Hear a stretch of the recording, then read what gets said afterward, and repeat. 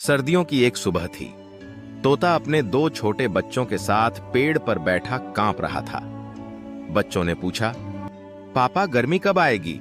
तोता मुस्कुराया और बोला, आओ मिलकर एक बर्फ का पेड़ उगाते हैं। तीनों ने मिलकर बर्फ के छोटे छोटे टुकड़े इकट्ठा किए, उन्हें जमा किया और एक छोटा सा पेड़ जैसा आकार दिया।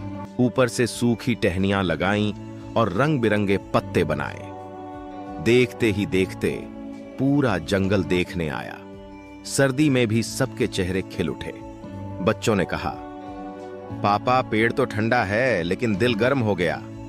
तोता बोला, प्यार से जो भी बनाओ वो हमेशा खिलता है।